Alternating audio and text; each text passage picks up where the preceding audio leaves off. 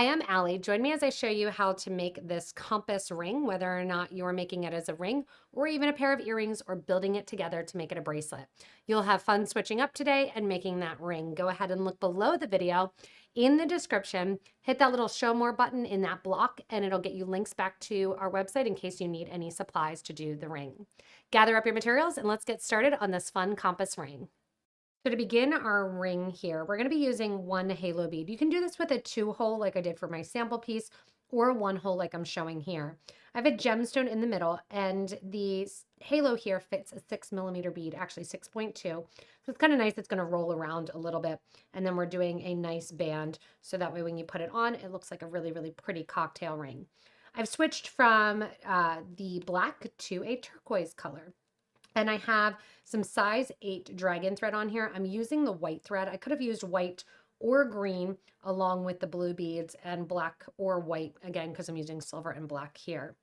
To begin, I have my 6mm bead in my halo, and I'm going to drop my halo bead and my needle into the form there, getting the bead to stay in the middle. Once I have it in the middle there, I take it through the opposite way. And I'm going to pull my 4 feet of dragon thread through the bead and just kind of hold on at the end there. From here, we are going to add 1, 2, 3, 4, 5 of my 11 O's and 1 of my 8 O. 5 more of my 11 O's. And we're going to string back through the halo, gemstone halo, going from the bottom where our thread ends to the top where our thread continues. Going to do this on one side and we're going to do it on the other. So I kind of rotated it in my hand here. Again, 5 of my 11O in that matte turquoise color or that turquoise color. I used matte for the gem. 5 there. And we're going to go back through the project again as well, starting at the thread end, going towards where we have more thread. This puts beads on either side and is great even if you have all the extra halos and you just want to kind of keep connecting. From here, I'm going to go through the 5 seed beads along the side. I'm going to do a nice tight pull. When I'm here along this side, I'm going to add 1, 2, and 3 more 8O seed beads, going back through that same 8O and down through the 5 beads, leading to the base of the halo. Once I'm out those 5 beads there, and pull that right angle weave unit there in place, I'm going to go in and I'm going to add an extra bead. So to add an extra bead, we're going to add 1 of our 8O seed beads, and then we're going to go over to the opposite side of the projects, just stringing straight through. It's going to kind of close up that gap a little bit. Nice tight pull there. And along the side here, same thing, 1, 2, 3 8O seed beads to make a right angle unit, and back into that 8 my thread was coming out of. Now I still need to add 1 more 8O seed bead in order to close up this gap. So I'm going through those 5 seed beads once again. I'm going to close up this gap, adding an 8O seed bead and sewing over into the next group of 5 seed beads. That creates kind of the perfect frame around my bead. From here, I'm going to step up. So I'm coming out through 1 of my 8O seed beads along the side. I'm going to go up through the bead here on the right, go through the bead at the top, come down towards the project on 1 of the side beads there, and we're going to add a rotation here of 2 11O seed beads, followed by 1 8O, followed by 3 11O seed beads, and sew into the 8 that's along the side. Nice tight pull there. Same thing on the opposite side.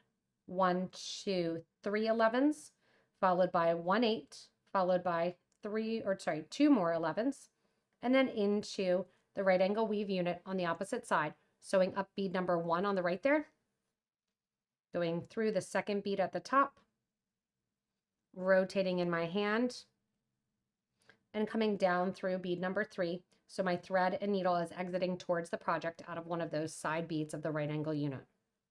Same thing on this side. When you're coming out of the right angle unit, 2 11s, 1 8, 3 11s, into that side bead.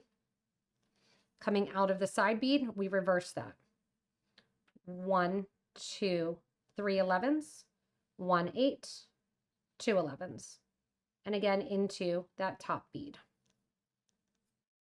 Now I want to stop here so you can see how pretty of just even an earring this is, or a component that you can use to go in and create a nice simple bracelet that repeats over and over again.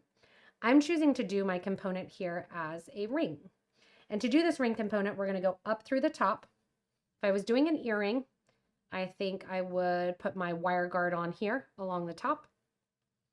I'm going to instead come along down through the side, and I want to come out with my thread and needle to do my ring band right here along the side. Now, if you want to continue the units here, you can also have them side by side. So you could do black, silver, gold, black, silver, gold, just connecting with some right angle weave, connecting all of those units together right here along that side. So it's a fun little challenge for you if you want to go in and do that same thing, featuring and doing like a chakra bracelet even. Along the side here, we are going to do our band for our ring. Now our band for our ring is a very simple right angle weave, and then we're going in and we're adding beads along the side. Along the side, you can choose if you want to do an extra silver bead, or have the solid bands like I did with the black along the side and the silver along the middle. We're going to be doing the row of right angle weave till we get our size. Going in and adding an 11, adding an 8, adding an 11. Our thread is currently coming out of the top of that 8-0 seed bead there. We're going to go into the bottom of that thread. Then we're going over to come out the right-hand side bead of this right angle unit. So I'm going to go through that top 11L and come down along the base, or along the right side rather, of that 8-0 seed bead there.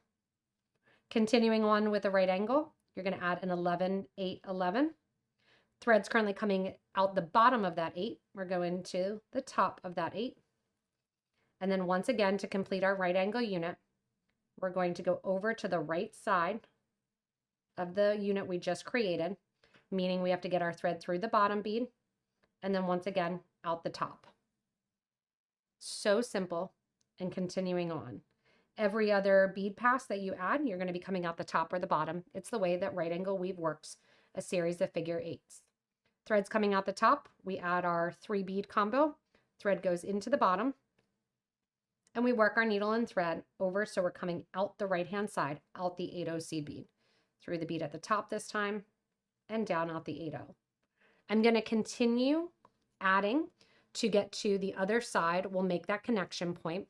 And you might want to have a ring mandrel handy in case you're getting a certain specific size, so that way you can kind of put it on and eyeball and see what size you want for your ring to be.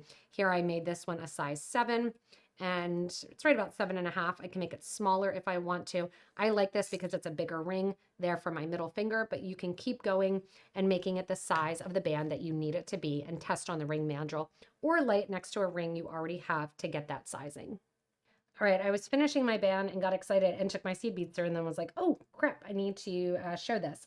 So once you're done your last unit here, what you want to do is connect the band to the opposite side.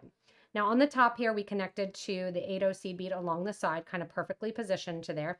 And we're doing the same thing on the other side.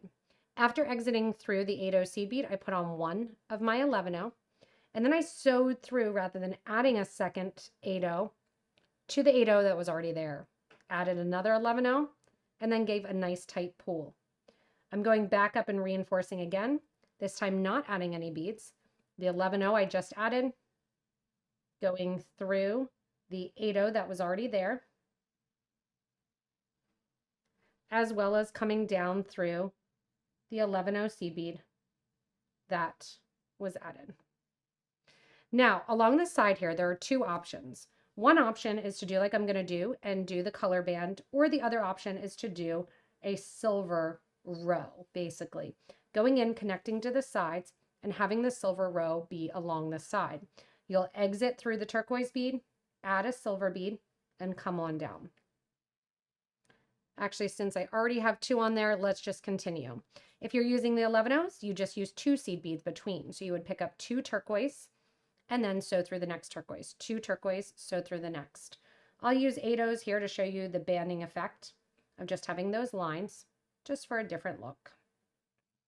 So in here, we're using 1 8-oh, and we're connecting along down that line. 1 8-oh. We're connecting right now on the right. We're going to go back when we get to the connection point at the top of the ring, and then we're going to come back down the opposite side here. Again, if you want to do the colorful band, where it's all the one color on the outside, all that is 2 11-oh seed beads rather than the 1 8 like I'm doing right now. Either way works, and either way is fun. You can do so many different band styles when you're making a ring. What I like about using a right angle weave like this is you're reinforcing that band, which tends to get the most tension and pressure on it because you're taking the ring on and off. And it really reinforces it with several strands of thread going through. All right, here at the end, I'm coming through my last of my turquoise beads and not getting it twisted.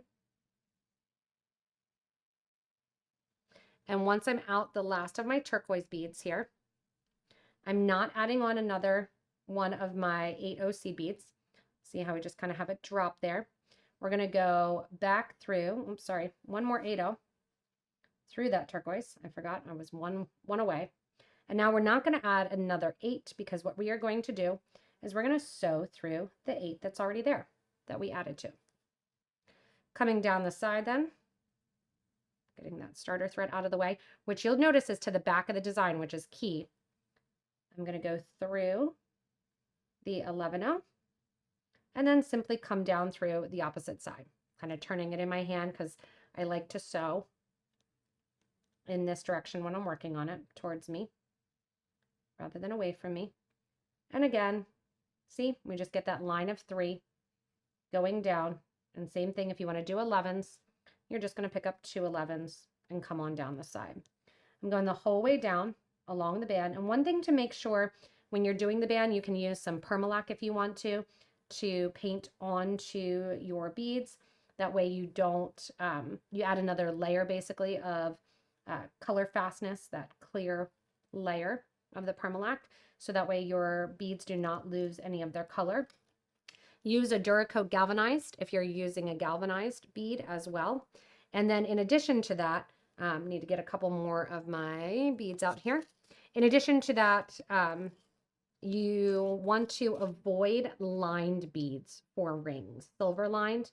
Even the Duracoat silver lined, I tend to avoid them for rings because rings tend to get wet. Whether or not you're trying to or not trying to, you're going to a bathroom, out for lunch, and you're not removing your rings before you wash your hands generally. So just as a line of caution, I always use the Duracoat galvanized. I like to add a layer of protection and I avoid silver lined beads. After you have your last of your 8-ohs, and sorry, you've had to painstakingly watch me do all of my 8s here, just to show how quick though this ring is. You're going and adding your last 8-oh up through the last turquoise bead. We are going to sew over to the opposite side, and guess what? That is basically where our thread ends. So we're going to sew over there, grab our 2 thread ends, kind of pushing them towards the back. I push this over. I'm going to go in here and literally just tie a knot, tying those 2 thread ends together. It's going to go towards the back of the design. I'm tying 2 knots, and then I'm going to use my thread burner so it disappears towards the back. That finishes up your ring here, which this one I made a little bit smaller so I could wear it on my ring finger. Pushing that down as I wear it. Nice, simple design. Whether or not you want to go with a ring band that has the 11s. See, this is why I said with a band, I like mine snug so they fit, but I want them tight on there. Nice, simple look, easy to do. You can change up color designs, change up color action, or like I said, line them up for a nice bracelet or a pair of earrings to match. Thanks so much for joining me in creating this compass ring. It's a fun and simple one that you can turn into earrings and necklace, bracelet, adding them together with these components. And hopefully it gave you a little knowledge too on how to build some ring bands if you want to do so to turn other earrings into rings as well. Remember, if you need any supplies, go ahead and look below the video in the description box of the project. Hit a little show more button and that'll get you links back to our site. Give a little thumbs up and subscribe so you don't miss anything from us here at Potomac Beads. Thanks so much for watching and stay tuned for more inspirational designs.